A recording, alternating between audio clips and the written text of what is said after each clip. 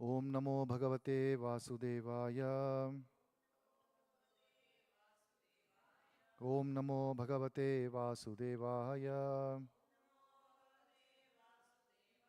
Om Namo Bhagavate Vasudevaya.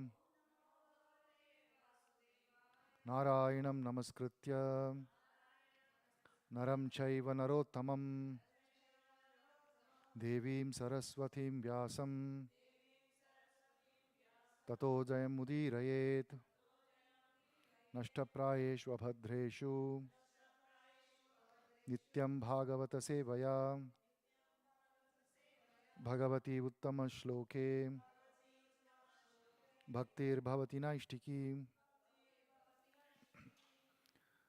Hare Krishna. So we have been studying. Today is the fifth last day of the month of Karthik. And we have just, including today, just 5 more days to go. After today, it is just 4 more days. So we are very close to the end of Karthik month. So we are trying to get the best out of this month and sustain and increase our devotional service by staying consistent in our sadhana. So we have been studying about these 5 limbs of devotional service. Sadhu Sangha, which is association with devotees. Nama Kirtana, chanting of the holy names. Bhagavata Shravana, hearing of Srimad Bhagavatam. Mathura Vasa, residence in the holy places such as Mathura, Vrindavan. And the 5th limb of devotional service, Sri Murtira Sraddhaya Sevanam, rendering of loving devotional service to the deity form of the Lord. So, the last few days we have studied the 4th limb, Mathura Vas, and here are some of the key points just for your quick recap on what we have studied in the Mathura Vas, or residence in the holy places where the Lord or his pure devotees have appeared. The first thing that we revised or we studied was that a pure devotee purifies even a place of pilgrimage. So places of pilgrimage are frequented by many persons. And what is it that makes a place pure? That, of course, the Lord appears in a place of pilgrimage, and that becomes a place of pilgrimage because the Lord has appeared personally there. But an ordinary person, when we visit the place of pilgrimage, we are unable to perceive the presence of the Lord. Even though that place is a holy place, unable to perceive the presence of the Lord. And to show the ordinary people what were the pastimes of the Lord when they appeared in that place, to make them understand what is the purpose behind Lord's appearance. A pure devotee travels all over the world, and particularly to the places where the Lord has appeared and performed his wonderful pastimes, to the extent that because of the purity and the fact that the pure devotee always carries a Lord in his heart, even an ordinary place becomes a place of pilgrimage. But specifically, holy rivers such as the Ganges or Yamuna, because of the bathing in these holy rivers by sinful persons, all the sins that are washed off from the sinful people stay in that river. And that river, which has now become polluted by the sins of the people that take a dip in the river to wash themselves of the sin, those sins are removed when a pure devotee takes their dip in the same water. And thus the pure devotee purifies even a place of pilgrimage. And then we saw this wonderful devotee by the name Akrura. When he was sent by the king, and Akrura was a minister in the court of the demoniac king Kamsa. Kamsa's only goal was to kill his angel of death, which was Supreme Lord himself, who had appeared in the vicinity. And he was residing at that time in Vrindavan. After having failed to kill the Lord through innumerable demons that he sent to attack and kill the Lord in the residence of Vrindavan, Kamsa finally entrusted the task of inviting Krishna to his palace, to Akrura. Akrura was a minister in his palace, and Akrura was a great devotee of the Lord. But he was also a minister in the assembly of King Kamsa. And Akrura knew that Kamsa could not harm the Lord because the Supreme Lord is the origin of all the universes and is transcendental to all the cosmic manifestation. So Akrura had no problem in visiting Krishna and inviting him to come to the palace, but rather he saw that as a great opportunity to see the Lord face to face. And when he was visiting Vrindavan, he was constantly absorbed, deeply absorbed in the thoughts of the Lord, and considered himself most unsuited for, unqualified for visiting such a holy dham, holy place where the Lord was personally present. And he certainly he considered himself completely unqualified to see the Lord face to face.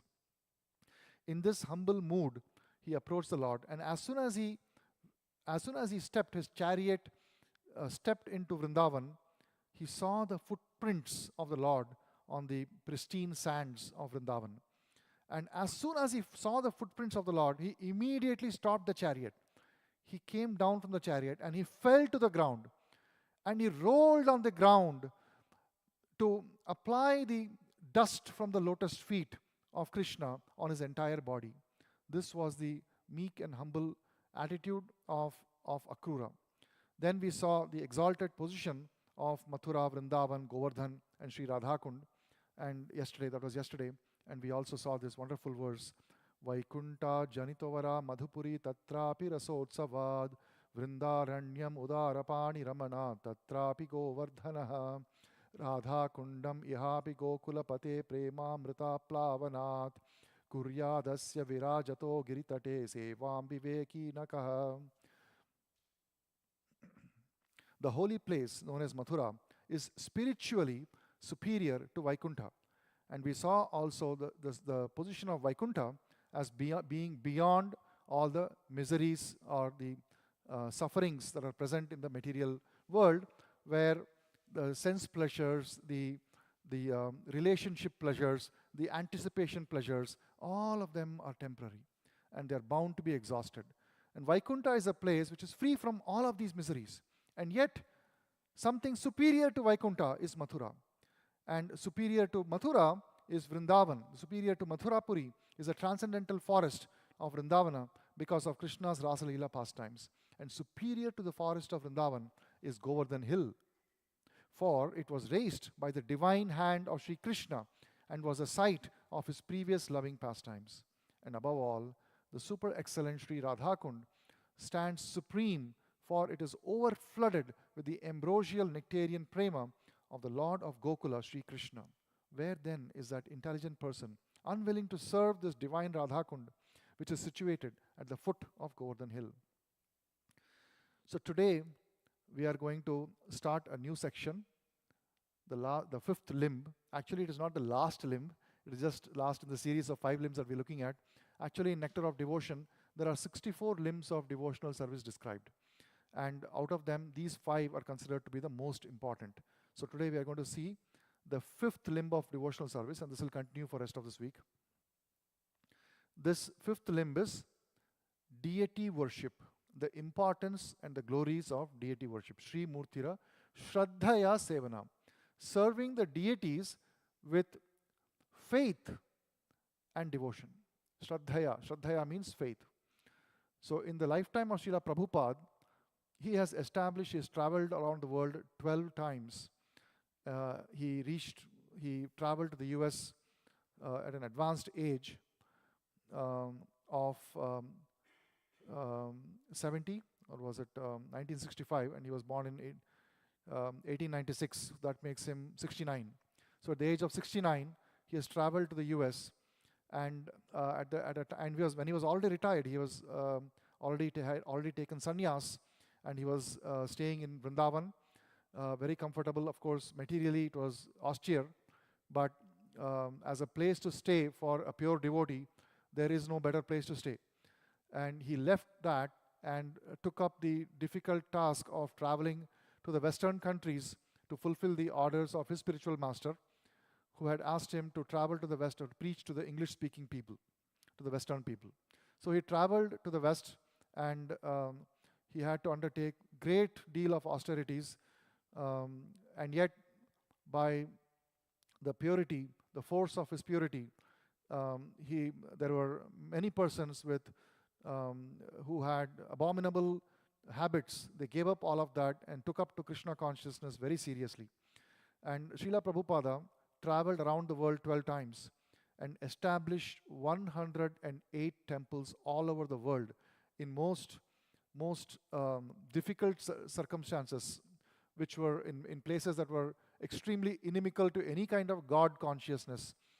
So it was not easy to do that, but he did that, and that shows the importance that Srila Prabhupada himself placed on not only on chanting of the holy names, but also in undertaking deity worship as a central aspect of advancing in devotional service. So let us go a little deeper into this.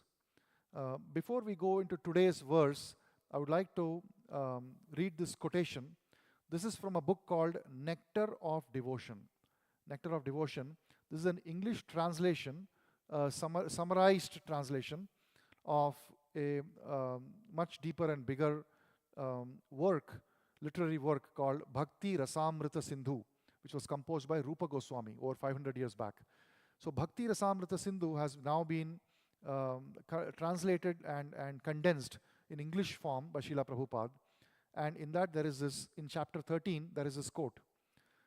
Regarding worship of the form of the Lord or deity, Rupa Goswami has written the following verse. My dear friend, if you still have any desire to enjoy the company of your friends within this material world, then don't look upon the form of Krishna, who is standing on the bank of Keshi Ghat, a bathing place in Vrindavan. He is known as Govinda, and his eyes are very enchanting.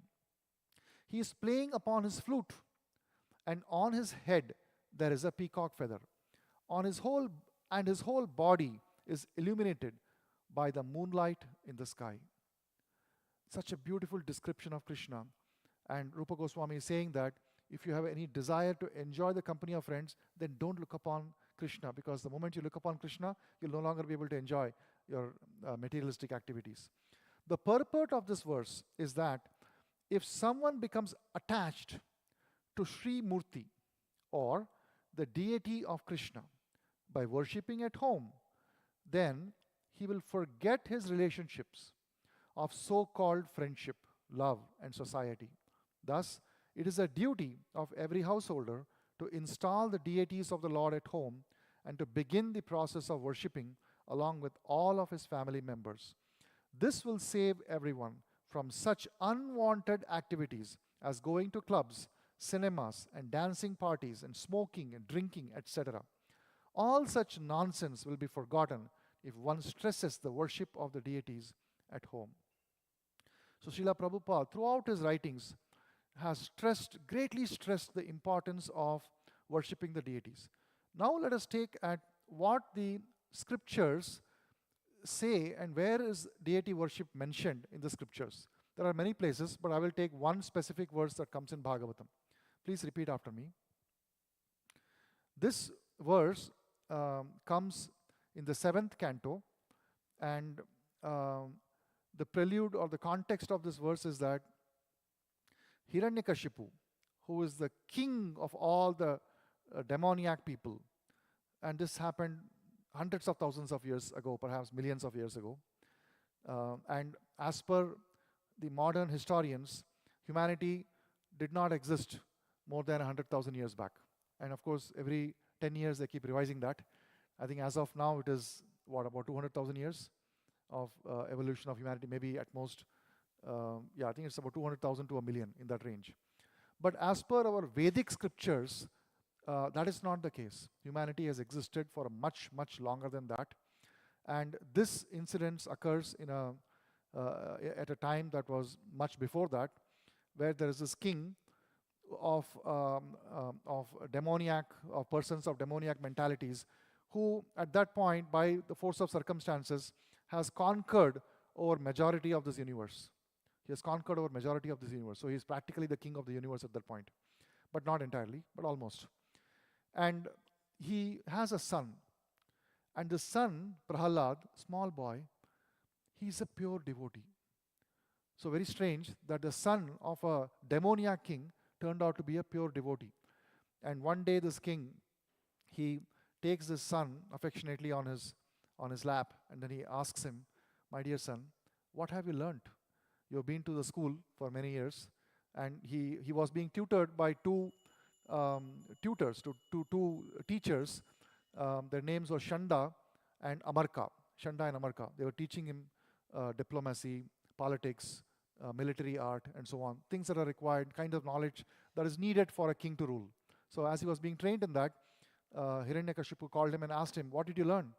And the answer of Prahalad completely rejected all the training that was imparted to him by his teachers who were teaching him politics and diplomacy and military sciences. Instead, he related the knowledge, the highest knowledge, the greatest knowledge that he had learned from his true spiritual master, Narada Muni. Now let us see what that verse was. Please repeat after me. Shri Prahalad Uvacha Shravanam Kirtanam Vishnu Smaranam Padasevanam Archanam Vandanam Dasyam Sakhyam Atmanivedanam Iti Pumsharpita Vishnav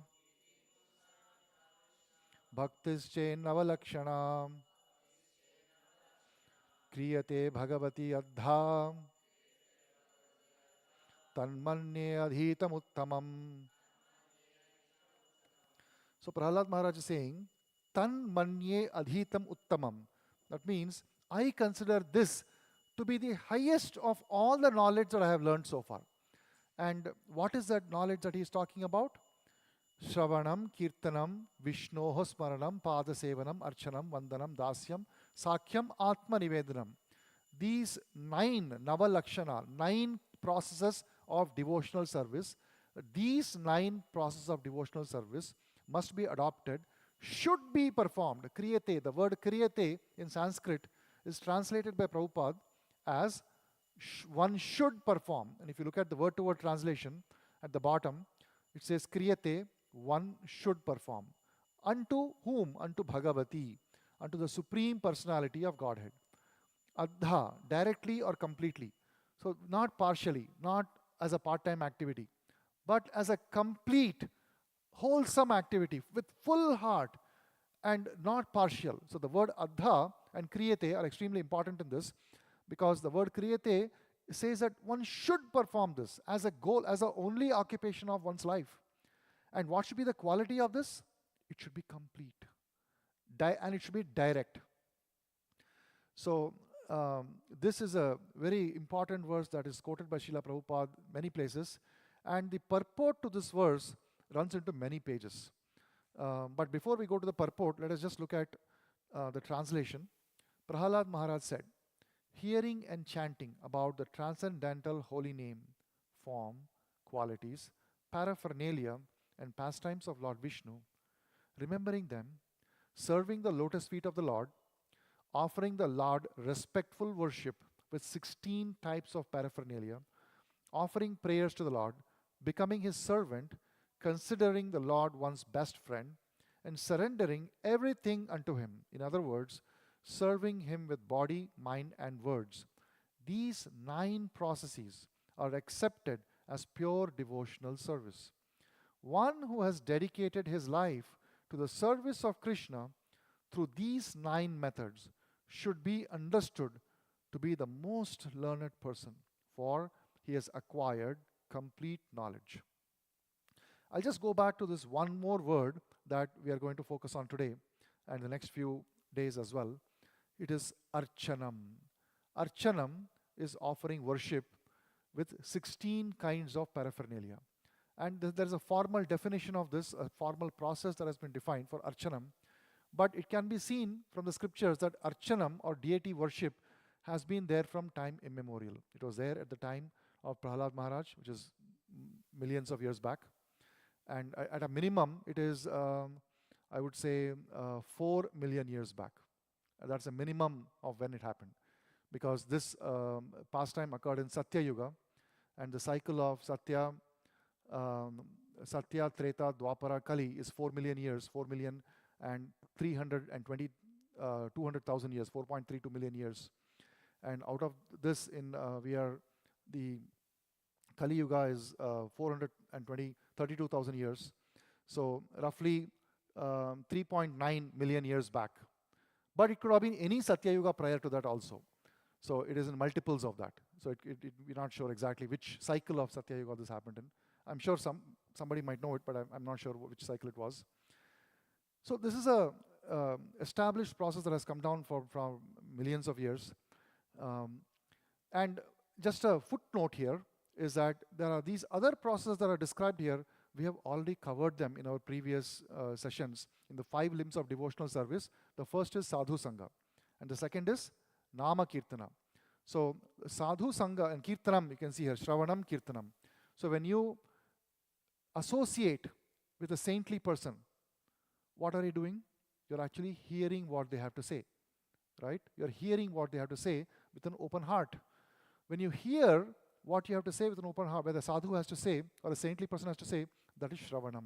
And you can see here in this verse also, that is the number 1 process, the most important process. And then we saw the second limb of devotional service was Nama Kirtanam, or chanting of the holy names. And here you can see the second step that is mentioned is Kirtanam, or chanting. So that is also something that we have already covered. And then the third process, Vishnoha Smaranam, Pada Sevanam. If you consider this, what did we study after Sadhu Sangha and Nama Kirtana? What was the third? Bhagavata Shravanam. So again, Bhagavata Shravanam is part of Shravanam, which we have already covered. That's number 1 here. It's already covered. What was the fourth item? Mathura Vas, or residing in the holy places. So if you see the purport, Prabhupada explains what exactly does Pada Sevanam means. Pada Sevanam is serving the lotus feet of the Lord, and one of the ways in which you serve the lotus feet of the Lord is by residing in the holy places, by actually visiting the various temples which are in the holy place, as well as simply residing in the holy place. Actually, one is serving the lotus feet of the Lord. And Prabhupada also says that the Pada Sevanam includes many of the other processes also, in addition to serving the lotus feet directly. The fourth is Vandanam, or offering prayers. The fourth is Pada Sevanam, and fifth here is Archanam, or offering worship. And that is what we are here to talk about. So now let me just read a paragraph from Srila Prabhupada's purport, where this purport to this particular verse. After Pada Sevanam comes the process of Archanam, worship of the deity. If one is interested in the process of Archanam, one must positively take shelter of a bona fide spiritual master and learn the process from him. So if you see, the Prabhupada is giving a lot of stress on this aspect, and in other places also Prabhupada has said, whenever he says that one must engage in devotionals, in deity worship, he'll immediately say it is qualified, because people invent their own processes of deity worship. And if it is not done right, it has no value. It serves no purpose at all. There is a specific way to do deity worship, because the deities themselves have to be installed as per a specific process.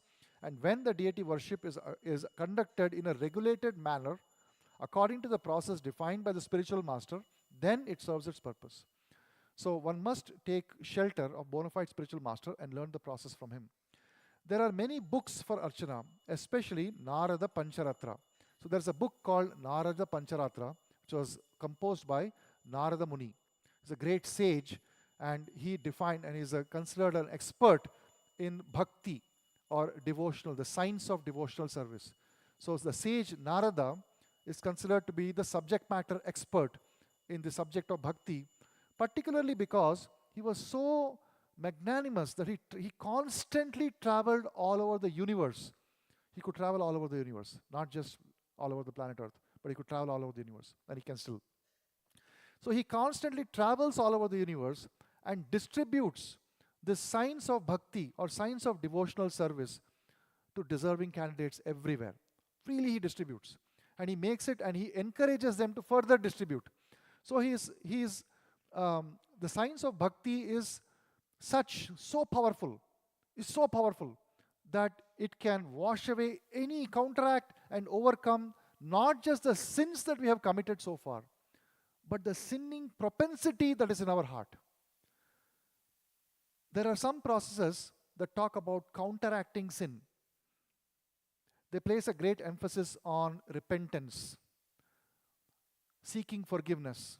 Extremely important, very powerful. Unless one seeks forgiveness for the sins that we have committed, unless we repent, unless we confess to the sins, we cannot move forward. But confessing to one's sins or mistakes does not take away the propensity to commit sin. The tendency to commit sin remains.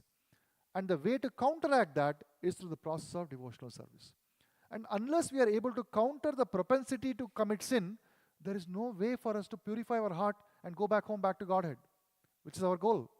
We don't want to be here in this material world forever, because the conditions of this world keep deteriorating with time. The age of Kali is progressing, and this world is filled with the four kinds of miseries: birth, death, old age, and disease.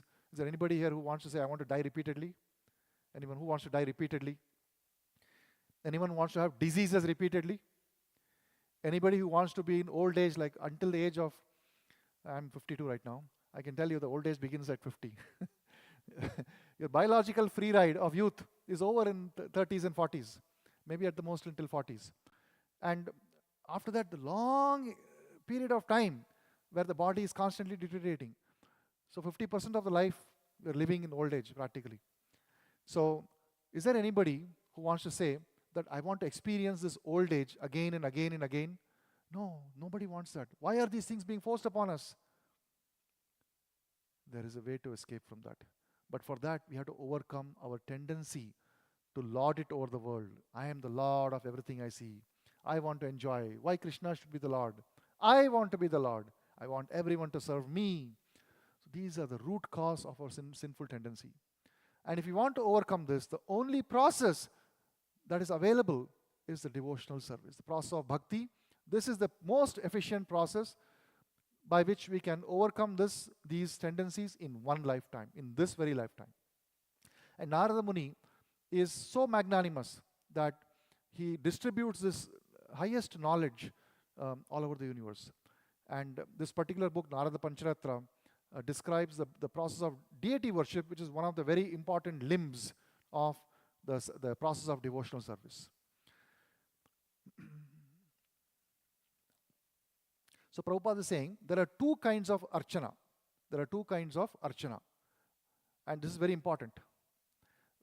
Normally people think archana means offering flowers, offering chamara, offering the food, 16 kinds of paraphernalia, which is how it is translated in most places. But Prabhupada is clarifying.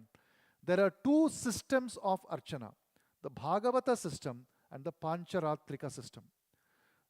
And in this, in the Srimad Bhagavatam, there is no recommendation of the Pancharatrika Vidhi worship, because in this age of Kali, even without deity worship, everything can be perfectly performed simply through hearing, chanting, remembering, and worshipping of the lotus feet of the Lord. And but because it is not, it is mentioned in Bhagavatam in the verse that we just saw, right? Archana as one of the 16 processes. But if you see Archana, it has got two sub-branches. One is the process of Bhagavata Dharma, which can be executed through chanting, hearing, etc., which is very, very much suited for this age of Kali. Wherever you are standing in a bus stop, you're standing in a railway station, you can chant Hare Krishna, Krishna Krishna, Hare Hare, Hare Ram, Ram Ram, Hare Hare. You can chant alone at home, japa, Hare Krishna, Krishna Krishna, Hare Hare, Hare Ram, Ram Hare Hare, Hare Krishna, Krishna, Hare Hare, Hare Ram, Ram Hare Hare. No specific qualification required. It can be directly chanted by anyone. But a person who is a householder has to go one step beyond. And Srila Prabhupada recommends that householders must take up to deity worship as an additional limb in order to regulate the life of the householder. You see today, householders, what are the activities of a householder? Beyond going to work, whether it's a business or a job, and you go, what is the purpose of that, undertaking these occupations? It is to earn a livelihood. And with that livelihood, what does the householder do? They get married, they have children, and then they get engrossed in the activities concerning the children, dropping them to this, to soccer practice, taking them to some Kumon class or whatever all those activities are. So running around everywhere, and then they become so tired that now they want a vacation. They want to take the whole family, maybe to a movie, maybe to some theater, or maybe to some vacation spot. Or they get together with friends. They have a barbecue party. They have a beer. They have some whatever else, right? All the unmentionables, smoking, etc. So all these tendencies, they're all there because they're just, the householder is buried in the mountain of the responsibility that comes with undertaking of having a household. It's just a lot of responsibility. When a person wants to get married, they have this nice romantic vision. Oh, this beautiful girl or this wonderful handsome boy, I'll meet, we'll go in the sunset, we'll hold hands, we'll sit by side of a lake, we'll watch the sunset. And then you ask around in the room how many householders are here and how many times they have seen the sunset, how many times they have held the hand of their husband or wife, and how long they have spent that kind of peaceful moments. It'll be, in just a few. But majority of the time is spent under the pressure. How am I going to educate my child? Where am I going to get this $95,000 per year for study education in some institute? Or whatever else, right? Even state colleges, $35,000, $40,000 per year. Just unimaginable pressure. So this leads householders to take up all kinds of unwanted activities to release themselves of this stress. And this results in sinful life that becomes a cycle. The moment you undertake the sinful activities, that comes up with its own reactions. And there is no way to mitigate this except to take up to the devotional process. And the devotional process consists of 5 limbs. And one of those very important limbs is deity worship. And Prabhupada says that an opulent householder, if somebody has a little bit of money, let's say you go take up a job and you earn some money, a lot of times householders who have some exposure to this concept of deity worship, they will often call a priest home and they will say, why don't you do this deity worship? Then the priest will come home, they will conduct some rituals. Meanwhile, the householder in whose house that is happening calls his friends, he goes to a different room, opens a bottle of beer and starts enjoying with his friends. So this is how the householders think the deity worship must be performed. They think it is for the house. They want to bring auspiciousness to the house that they live in, but they don't want to bring auspiciousness to themselves. So purifying oneself means one should do the deity worship oneself, not by calling somebody to do it, not by calling some priest or someone to do it at home. So the deity worship must be done by the householder. Of course, you can call someone to teach you how to do it. That is very nice. And you can call someone to do it on certain important occasions. That is also good. But on a regular basis, the householder should learn how to do this on their own. Grahastha devotees, Prabhupada is saying, must adopt the Archana Vidhi or the deity worship according to the suitable arrangements and directions given by the spiritual master. Regarding those unable to take deity worship in the temple, there is the following statement in Agni Purana. Any householder devotee circumstantially unable to worship the deity must at least see the deity worship, and in this way he may achieve success also.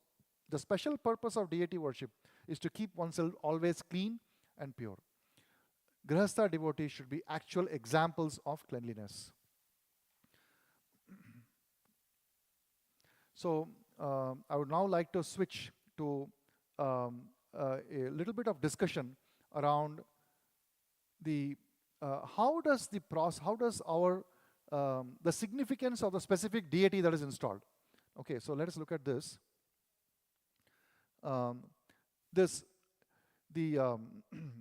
Before I go to that, I just want to touch upon this incident that Srila Prabhupada himself has narrated about his own life. He says that when he was young, you can see here there's a small boy in this picture. That is Srila Prabhupada when he was very young. So when he was very young, he was given small deities. They were play toys, you can say, more or less. They are like how today parents give Barbie doll, and I don't know who's the boyfriend of Barbie, some Charlie or something. Anyone knows? Yeah, Ken. Okay, Ken. So everybody, all the kids, especially girl children, they're given Barbie and Ken and I don't know, all the whole paraphernalia. They have a lot of other paraphernalia that goes along with that, right? And boys are similarly given other toys to play with. But most of them just discard all that and they're on their phone, right? That's the toy for everybody now. But um, but actually, if a householder is serious about engaging their family members as well, then when the child is young, they should be given their own deities. And that may not be a very formal process. Simply, you just take a deity that looks, that's a doll or a small deity that you can purchase. There's no specific complex process for it. And just give that to the child when the child is 4 or 5 years of age, that age. And Prabhupada was similarly given that. And he used to go to a nearby temple and he used to witness the priest perform these activities, worship activities, and he used to come home and try to imitate them at home. And then he would see his father similarly undertake those activities at home, and he would imitate that as well. So Srila Prabhupada said that from a young age, he developed an attachment for the process of deity worship. And he would go near his house, there was a temple, and he would go and spend a lot of time witnessing the Archana Vidhi there. I'll skip, okay. This quote, very nice quote. Every child, if given an impression of the Lord from his very childhood, certainly becomes a great devotee of the Lord like Maharaj Parikshit. Now this is a quotation from Jiva Goswami. Jiva Goswami is one of the exalted Goswamis, personalities who was a contemporary of Rupa Goswami and other Goswamis of Vrindavan who appeared in Vrindavan about 500 years back. I'm going to skip through this, and I want to read this verse. Klesho adhikaraste sham avyakta sakta chestasam avyakta hi gatir dukkham deha vapyate. So the alternative of some persons say that why should we worship a deity in the temple? After all, the Lord is present everywhere. Yes, true, the Lord is present everywhere. The Lord is omnipresent, and the Lord is present in our heart also. And therefore somebody could say that I don't want to go to the temple. Let me just sit under a tree, meditate upon the Lord in my heart. Or I'll simply try to perceive the Lord in his omnipresent form everywhere. The Lord is present everywhere. And to that, Krishna says in Bhagavad Gita, this verse, and he says, for those whose minds are attached to the unmanifested, impersonal feature of the Supreme, advancement is very troublesome. To make progress in that discipline is always difficult for those who are embodied. Embodied means present in the body. Anyone here is disembodied? Is anybody here who's disembodied? No, I don't think we want to be disembodied, right? We're all embodied. We are in the body. So for anyone who's present, who's embodied, that means you're not in the spiritual planet. You're on the material planets. So anybody who's in the material planets, for such a person, conceiving of the Lord in his impersonal nature is a very troublesome path, very difficult path. It may take several lifetimes to perfect. And at another place in Bhagavad Gita, Krishna says that someone who's actually serious about understanding the impersonal nature of the Lord, after many, many, many lifetimes of trying to understand the impersonal nature of the Lord, ultimately comes to the realization that Krishna is everything. Vasudevam sarvamiti, sa mahatma sudurlabha. And even to find such a person is very rare, because it takes such a long time for the impersonalist.